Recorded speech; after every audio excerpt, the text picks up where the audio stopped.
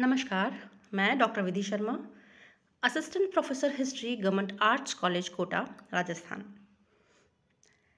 आज की इस वीडियो में हम 1857 के विद्रोह के परिणामों की चर्चा करेंगे। गत दो वीडियोज़ में मैंने 1857 के विद्रोह के कारणों और उसके प्रसार और उसके स्वरूप के बारे में बात की है। यूनिवर्सिटी एग्जाम्स में 1857 के विद्रोह के परिणामों पर प्राय 250 शब्दों अथवा कारण परिणाम मिलाकर 500 शब्दों में प्रश्न पूछ लिया जाता है। आप सभी जानते हैं कि 1857 के विद्रोह को दबा दिया गया और यह अपना ध्येय पाने में असफल रहा।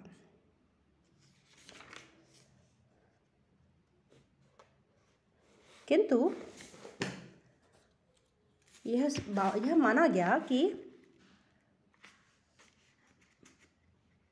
ईस्ट इंडिया कंपनी की आर्थिक और प्रशासनिक नीतियां ही भारतीय समाज के भिन्न भिन्न वर्गों में अशांति फैलाने के लिए जिम्मेदार थीं। इसलिए इसी असंतोष के कारण 1857 का विद्रोह हुआ। ये विचार इंग्लैंड के सभी राजनीतिक विचार वाले गुटों के थे। इसलिए अंग्रेजी सरकार ने कंपनी के शासन को समाप्त करने और भारत के शासन को ब्रिटिश क्राउन के अधीन ले लेने का निर्णय किया गया। इस तरह से 1857 के विद्रोह का सबसे महत्वपूर्ण परिणाम सत्ता परिवर्तन का था। ईस्ट इंडिया कंपनी की जगह पर अब भारत पर ब्रिटिश क्राउन यानी ब्रिटेन पर शासन करने वाले राज परिवार का ही शासन चलेगा।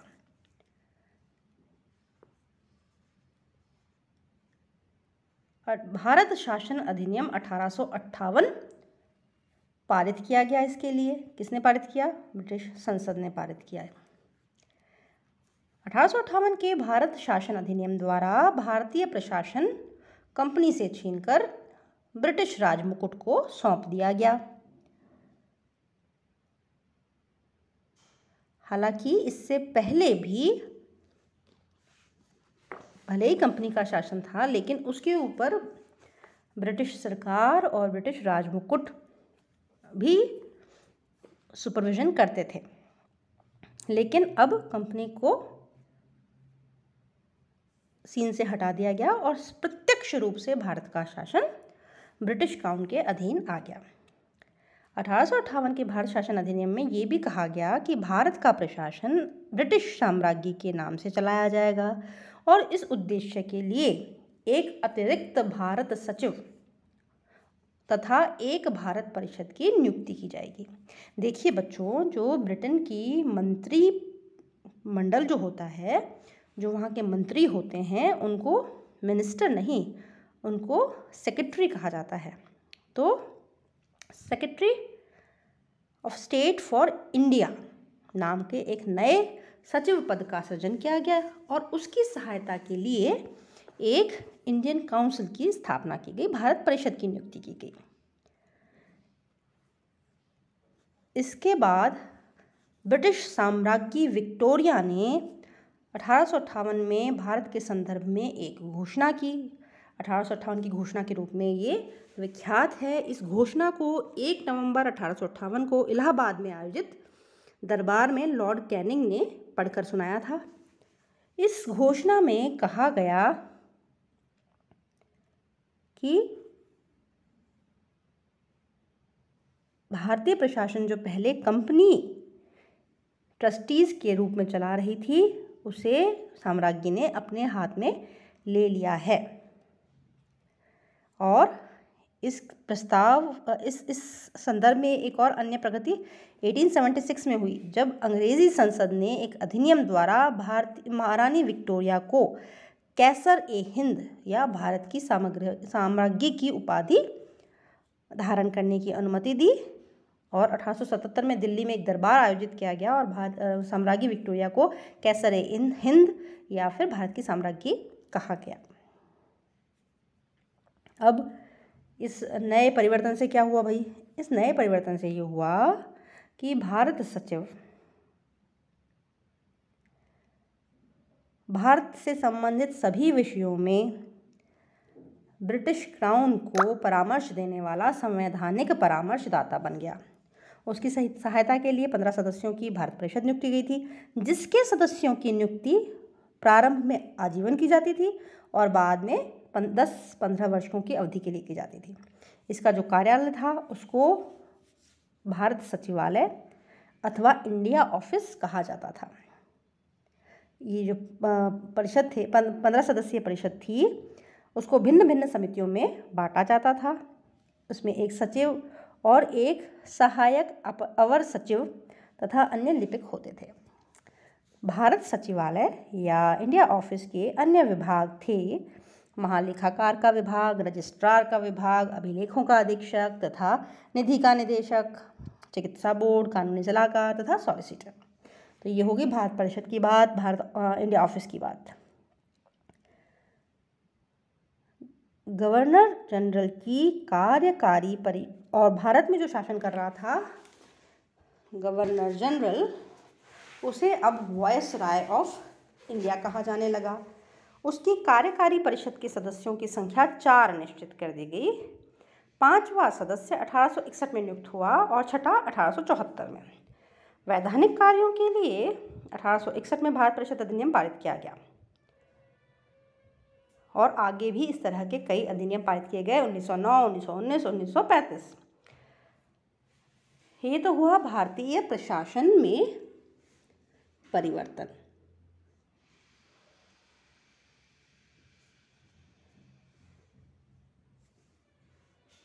और अब हम बात करेंगे सेना की, क्योंकि विद्रोह प्रमुख रूप से सेना द्वारा किया गया था, इसलिए सेना के संदर्भ में महत्वपूर्ण निर्णय लिए गए, महत्वपूर्ण परिवर्तन किए गए। सेना का पूरी तरह से पुनर्गठन कर दिया गया और इसका गठन किस नीति के आधार पर किया गया? विभाजन और प्रतितोलन, डिवीजन एंड काउंटरपॉइज।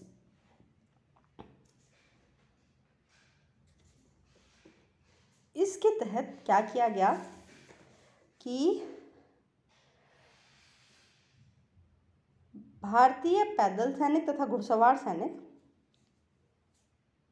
ब्रिटेन के पैदल सैनिकों और घुड़सवारों में मिला लिए जाएंगे। ठीक है।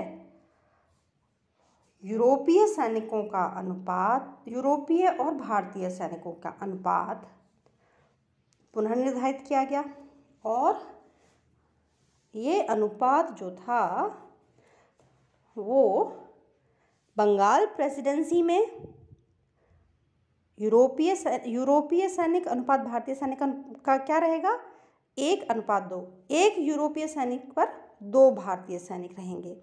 मद्रास और बम्बई प्रेसिडेंसी में क्या होगा? 1 यूरोपीय सैनिक पर 3 भारतीय सैनिक रहेंगे। तो पहले की तुलना में 1857 से पहले की तुलना में अब भारतीय सैनिकों की संख्या को कम किया गया। पहले यूरोपियन सैनिकों की संख्या 1857 से पूर्व यूरोपीय सैनिकों की संख्या क्या थी भारत में? 45,000 थी, उसे बढ़ाकर 65,000 कर दिया गया और भारतीय सैनिकों की संख्या को 2,38,000 से घटाकर 1,40,000 कर दिया गया। इसके अलावा भारतीय सैनिकों से, इसी को कहते हैं प्रतितोलन, मतलब ये जो अनुपात है वो कम ही रहना चाहिए ताकि दोबारा विद्रोह होने की स्थिति में यूरोपीय सैनिकों की संख्या कम ना पड़े।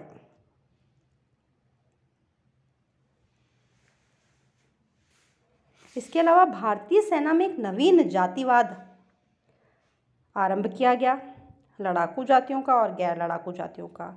पंजाब, नेपाल और उत्तर पश्चिमी प्रांतों की मुख्य जातियों को लड़ाकू मानकर उनके जवानों को बंगाल, बिहार, पूर्वी उत्तर प्रदेश, ये वो इलाके हैं जहाँ पर विद्रोह हुआ है, के जवानों से अधिक अच्छा मानकर उन्हें बहुसंख्या में भर्ती किया गया। सैनिकों में प्रादेशिक निष्ठा की भावना को बढ़ावा दिया गया ताकि वे राष्ट्र भावना से प्रेरित होकर एक न हो सकें।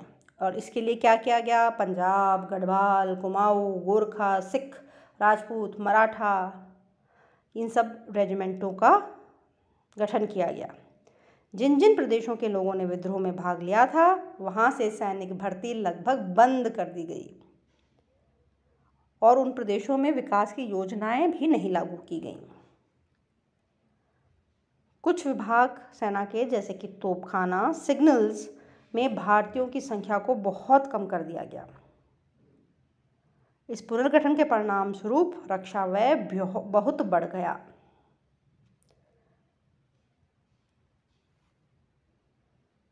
अगला सेना का जो पुनर्गठन था यह पील कमीशन की रिपोर्ट के आधार पर किया गया। अगला जो महत्वपूर्ण प्रभाव या परिणाम 1857 के विद्रोह का पड़ा है वो है देसी रियासतों के प्रति नीति में परिवर्तन के रूप में आया है। अब से पहले क्या था? डॉक्ट्रिन ऑफ लैप्स, सहायक संधि व्यवस्था, ये सब चीज़ें चल रही थी, लेकिन कई सारी भारतीय रियासतों ने 1857 के विद्रोह में अंग्रेज़ों का साथ निभाया था। लॉर्ड कैनिंग, जो कि भारत के अंतिम गवर्नर जनरल और भारत के प्रथम वायसराय थे, ने इसके लिए देशी रियासतों का आभार प्रकट किया और यहाँ तक कहा कि यदि सिंधिया भी विद्रोह में सम्मिलित हो जाए तो मुझे कल ही भारत छोड़ना पड़ेगा। पटियाला, जिंद, हैदराबाद आदि राजाओं ने विद्रोह को दबाने में ब्रिटिश सरकार की खुले तौर पर सहायता की थी। 1857 के बाद इंग्लैंड तथा भारत सरकार ने इन भारतीय रियासतों और जमींदारों को ऐसा निहित स्वार्थ वाला दल मान लिया जिन्हें भारत में अंग्रेजी साम्राज्य के बने रहने से लाभ था। अतः साम्राज्य की 1858 की घोषणा में ये घोषित किया गया कि स्थानीय राजाओं के अधिकारों, गौरव और सम्मान को साम्राज्य अपने सम्मान के बराबर मानती है, अतः विलय की नीति का परित्याग करती है। इसके बाद से ही विलय की नीति को हटा दिया गया और भारतीय रियासतों के राजाओं को गोद लेने का अधिकार पुनः प्रदान कर दिया गया।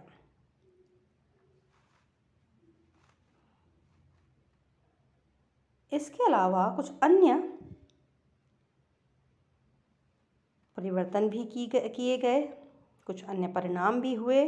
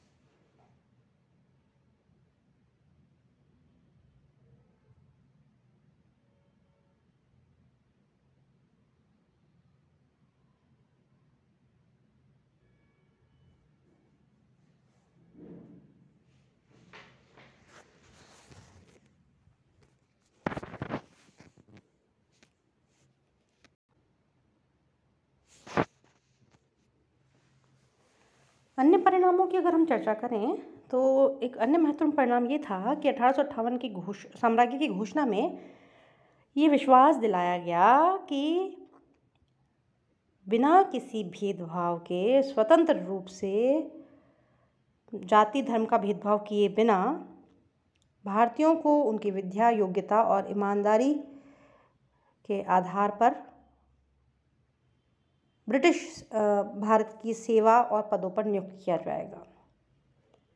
इस प्रतिज्ञा को पूरा करने के लिए 1861 में भारतीय जनपद सेवा अधिनियम इंडियन सिविल सर्विस एक्ट बनाया गया, जिसके अनुसार प्रतिवर्ष लंदन में एक प्रतियोगिता परीक्षा आयोजित हुआ करेगी ताकि कोवेनेंटेड सिविल सर्विस संवाश्रित जनपद सेवाएं CCS में भर्ती की जा सके। ये एक महत्वपूर्ण परिवर्तन था, लेकिन दुर्भाग्यवश इस परीक्षा के लिए जो विस्तृत नियम बनाए गए वो इस तरह से फ्रेम किए गए कि यह सेवा केवल अंग्रेज़ों के लिए ही बनी रही। एक और परिणाम ये हुआ कि पंच, जो एक महत्वपूर्ण पत्रिका थी इंग्लैंड की, पंच ने अपने कार्टून्स में भारतीयों को उपमानव जीव, सब ह्यूमन क्रीचर्स, जो कि आधे गोरिल्ले और आधे निग्रो थे, के रूप में प्रदर्शित किया, जो केवल वरिष्ठ शक्ति द्वारा ही नियंत्रित रखे जा सकते थे। अर्थात एक तरह से जातीय अपमान किया गया भारतीयों का। साथ ही साथ भारत में साम्राज्यवाद के जो एजेंट्स थे, जो दलाल थे, उन्होंने भारतीय लोगों को अविश्वसनीय ठहरा दिया कि ये भारतीय लोग विश्वास के योग्य नहीं हैं और भारतीयों को अपमान, तिरस्कार और निंदनीय व्यवहार का भागी बनना पड़ा। भारत में अंग्रेज़ों ने एक स्वामी जाति की, मास्टर रेस की परंपरा बना ली कि भाई हम तो स्वामी जाति के हैं और क्योंकि हम श्वेत जाति के हैं तो हमारे ऊपर ये कर्तव्य का बोझ है, वाइट मैन्स बर्डन है कि हम इस असभ्य भारत को सभ्य बनाएं। परिणाम स्वरूप श्वेत और भारतीय जातियों के बीच की खाई चौड़ी होती चली गई, जो कई बार राजनीतिक विवादों, प्रदर्शनों और हिंसा के कार्यों में बदल जाती थी। तो ये सबसे दुर्भाग्यपूर्ण परिणाम था कि जातीय कटुता और बढ़ी 1857 के विद्रोह के बाद। इस तरह से कहा जा सकता है कि 1857 के विद्रोह ने भारत में ब्रिटिश साम्राज्य के विस्तार पर रोक लगा दी। लोगों के धार्मिक मामलों में हस्तक्षेप न करना, एक समान कानूनी सुरक्षा सबको उपलब्ध कराना, लोगों के प्राचीन अधिकारों और रिवाजों के प्रति सम्मान व्यक्त करना आदि वायदे ब्रिटिश क्राउन द्वारा भारतीय जनता से किए गए। और इस तरह 1857 का विद्रोह एक युग का अंत करता है और एक नवीन युग के बीज बो देता है। अब प्रादेशिक विस्तार के स्थान पर आर्थिक शोषण के युग का आरंभ हुआ। अंग्रेज़ों के लिए सामंतवादी युग का भय सदा के लिए समाप्त हो गया और अंग्रेजी साम्राज्य के लिए नई चुनौती उस प्रगतिशील भारत से आई जो 19वीं शताब्दी के उदारवादी अंग्रेज़ों और जॉन स्टुअर्ट मिल के दर्शन पर पला बढ़ा था। इसी के साथ 1857 के विद्रोह के परिणाम का यह वीडियो हम समाप्त करते हैं। Thank you.